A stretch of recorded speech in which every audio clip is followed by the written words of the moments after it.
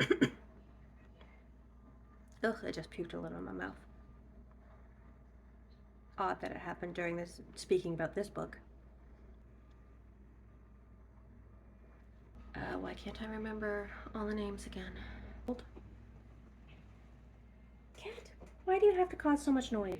And then on a completely different tack.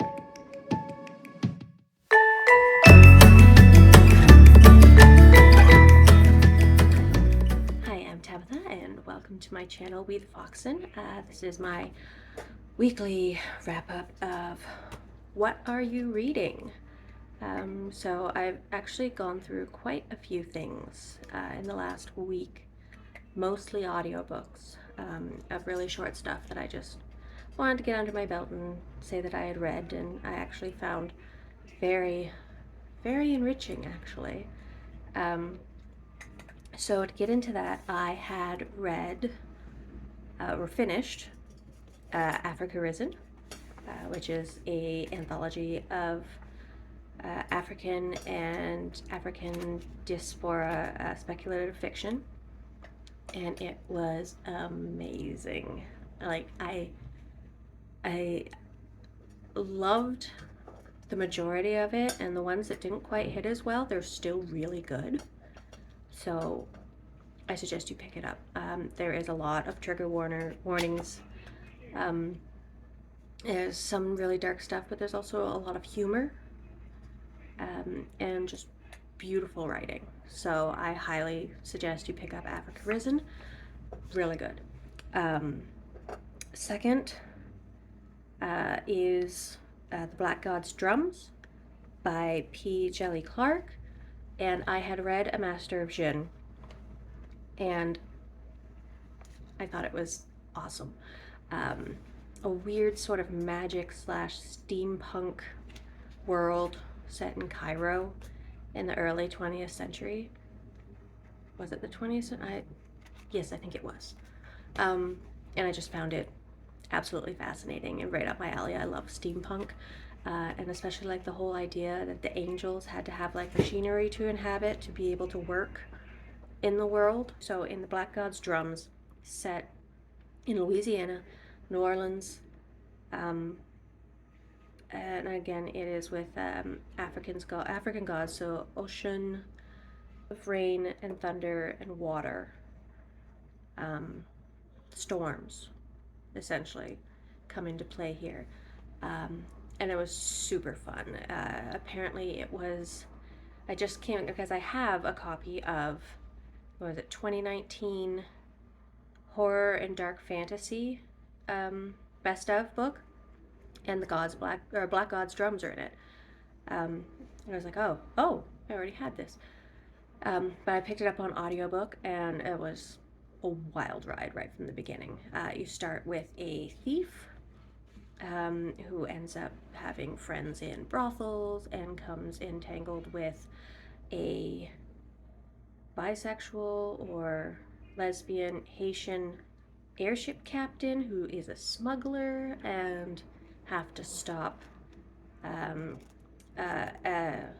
Haitian doctor who's being blackmailed into giving the Black God's drums, which is a supernatural power of a god to cause a giant storm, to the Confederate Army, and it's amazing. So you need to read The Black God's Drums by P. Jelly Clark. So good. Another one that I really, really loved and didn't know how exactly I would feel about it was Walk Two Moons by Sharon Creech. Oh my goodness. I've read I Love This Dog, and I've read I Hate This Cat, and I read Moo. So those three books are books of free verse poetry, and I love them so much. And I feel like they dealt with grief and loss and acceptance so well, all three of them. And then I read Walk Two Moons, and that is the penultimate in teaching. It is for YA, it's for youth, and it teaches you about grief and how individual people grieve and how we can find closure or relief and acceptance in the reality of something that has happened, and how everyone is interconnected in a way, and how you don't know everyone's story, and it's told in this beautiful bard-like way almost, where this 13-year-old girl is telling her two grandparents this story on a road trip. That's all I'm going to say about the specifics of that, but it's such a I'm going to get a physical copy of it because it is so good. So that's Walk to Moons by Sharon Creech. Everyone should read it. Everyone should. It was so good. And then also, really, really loved. I can't find paper copies of these anywhere, paperbacks. They're all in hardcover now, and I don't want to spend $25, $30 on a novella, but I do have the first one. I have All Systems Red. So I just listened to Artificial Condition, which is in the Murderbot Diaries saga by Martha Wells, and I love Murderbot. I love Murderbot so much. Her sense of humor is so much akin to my own that it's just absolutely a joy to listen to. And how often Murderbot will just be like in their head going, fuck you. It's just, yeah, I can see that. And how like you might have this one curmudgeonly friend and like all you do is just sit down and watch television together. It's funny. I really enjoyed Artificial Condition. I'm not going to spoil the plot of it at all for anyone who may not have read All Systems Red, but yeah, definitely Murderbot is a go. Everyone should read Murderbot. Then I went on a bit of a downward slope. I listened to The 5 Love Languages by Gary Chapman, and I knew very little about the theory of the book, and I know nothing about the author. In saying that, I think that some of what's in the book is useful and is an interesting read. However, the gentleman, the author, is Christian, and towards the end of the book really infuses that into the book, especially when he was talking to one patient and saying that her emotionally and verbally abusive husband, that she should give him a chance by learning his love languages and all this, and it just, bully for you, it worked in this one case, but I think that is dangerous advice to give to someone.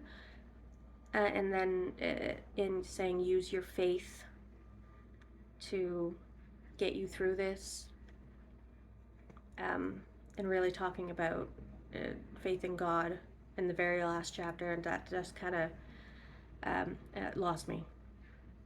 But before that, the actual theories of the 5 love languages, that was some solid, interesting behavioral observations. It was interesting, but ultimately,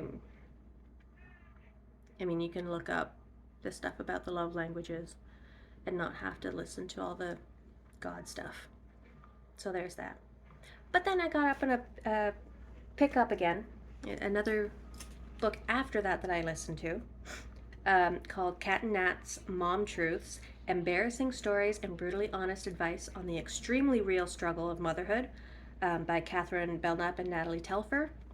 And I honestly had never heard of these two. I thought they were someone else for some reason. And then I'm listening to it and I realized, oh, they're from my city. They're from Toronto.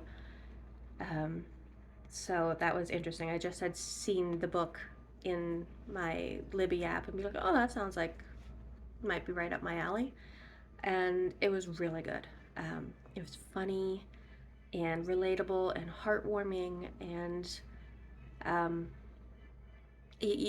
anyone who is a mother or is going to be a mother can actually relate very much to some of this. I know a lot of people who may see this and won't relate to it, but I suggest reading this book, or at least listening to it, because I find that listening to someone's memoirs in their voice is a little more authentic than putting your own emphasis on things that you read.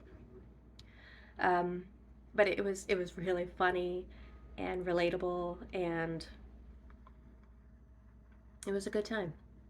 So I had a bit of a low on 5 love languages, but went back up on high on mom truth. So there's that.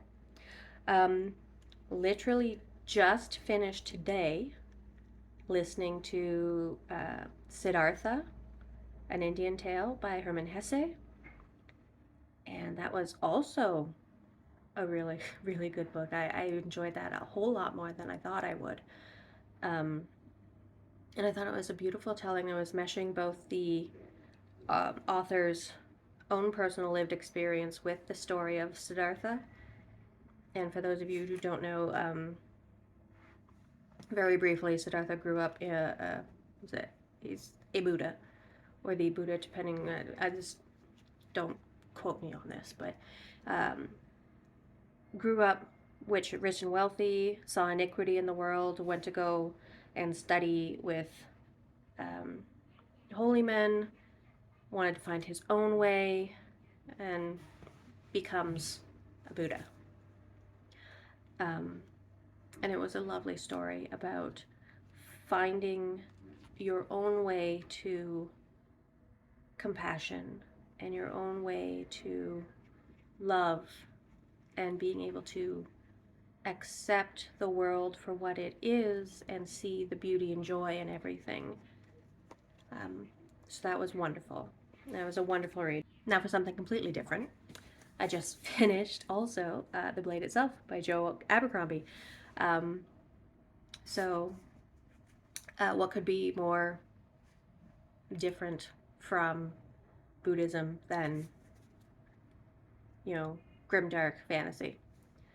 And I think I laughed at this a hell of a lot more than I probably should have. Um, I will definitely be picking up the other ones, although now Amazon's not carrying this issue anymore, so I have to go hunting around and pay more for it than I need to. But what can you do? Um, I absolutely loved it. I love morally gray characters, um, and especially what's his name, Giselle, and how bloody whiny he is. And a spoiled little rich boy, and he kind of fumbles into doing the right thing. In Glocta, who had the same sort of nature, upbringing, and how he has become so jaded and suspicious of everyone, and he fumbles into doing the right thing. It is wonderful, really fun, epic, fun fantasy. Definitely be continuing with Joe Abercrombie. So those were all the things that I had finished this week. So Siddhartha and The Blade Itself, I literally just finished today when I'm filming, so I don't really have any current reads this second. I will once I finish filming. But this is more, at this current moment, the up next pile. So I have first A Cat Witch by Annette Okorafor, and I've had this on my shelf forever and I need to read it. I believe I also have A Kata Warrior as well. So I got 2 out of 3. Need to read this. I honestly don't really know much about it, but I love Annette Okorafor's writing, so that's just a given. And hopefully I really love this. I believe it's fantasy, so Nigerian-based fantasy. So there's that. Also up next would be Bloodhound, Becca Cooper book 2 by Tamara Pierce. So I have been reading Tamara Pierce since I was in high school, which I don't know how old you guess I am, but that was back in the early aughts. And so I had read was it The Realm of the Gods quartet? Oh no, it's called The Immortals. It's The Immortals. I had only recently read Terrier, so I'm going to be picking this one up soon. And then another bandwagon I'm jumping on is the Dresden File book. So first one's Stormfront, Jim Butcher. I remember the TV series, the very short-lived TV series, and how much I really enjoyed that. And liking the quippy and concise book titles. And finally going to start reading Dresden Files. So there's that one. Another one that's a bit of a emotional edition would be An Acceptable Time by Madeleine L'Engle. And this book I have had on my shelf and with me in every move since I moved from home. Along with all my Madeleine L'Engle books, because they were bought for me by my Nana. She died when I was in grade 5. So that would have made me like 10 or something. 9. I don't remember. But yeah, she bought me all these books, and I haven't read a whole handful of them. And I guess it's just time now to start reading them. So yeah, this is continuing in the same world as A Wrinkle in Time. I don't know much else about the story, but yeah, gonna be reading that one. And last on the list of things I would like to get to this week is The Curious Incident of the Dog in the Nighttime by, what was it, Mark Haddon? Mark Haddon. It's such a silly cover. It's one of the sillier covers that I've seen of this book. I've seen one that tries to make it look really serious. Did not realize that this is technically supposed to be YA, and it's like mixed media and whatnot inside. Didn't know that either. So that'll be fun. So that is everything that I have read and am in the past week and am planning to read in the next week. So let me know if you have read anything that has come across your screen in this video. Let me know what you think, and let me know what you're currently reading or planning to read soon down in the comments. So if you like the video, please subscribe, and I will see you in the next one. Bye!